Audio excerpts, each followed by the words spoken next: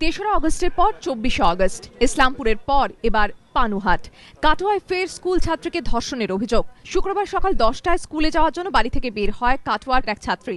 তার অভিযোগ, স্কুলে যাওয়ার পথে অপরিচিত এক যুবক তাকে ডেকে রাস্তায় পড়ে থাকা একটি ব্যাগ তুলে দিতে বলে। ছাত্রীটি ব্যাগ তুলে দিতে গেলে ওই যুবক ছাত্রীকে চেপে ধরে পাশের পাট খেতে নিয়ে গিয়ে ধর্ষণ করে বলে অভিযোগ। একটা ছেলে আমার হাতটা ধরে বললো কি হাসির বুঝা উঠিয়ে দেয় আমাকে। আমি বললাম আমি পারবো না। ও আমার হাতটা ধরে চেপে গলা টিপে আমাকে নিয়ে যাচ্ছে। আমি বললাম যাবো না। আমি বললো কি তুই যদি না যাস তাহলে আমি তোকে মেরে ফেলবো। ঘটনার পর ভয়ে আতঙ্কে স্কুলে না গিয়ে বাড়ি চলে যায় ছাত্রটি। ঘটনাটা আমি জানতে পারি দুপুর 1:45 নাগাদ এবং ঘটনাটা শোনার পরই আমি সঙ্গে সঙ্গে এখানে আসি, ওর বাড়িতে আসি এবং বাড়িতে চারদিকে একটা আতঙ্কের পরিবেশ আছে, প্রত্যেকের মধ্যে একটা ভয়ের চিহ্ন আছে। এখানে তো কোনো রকমের কোনো আমি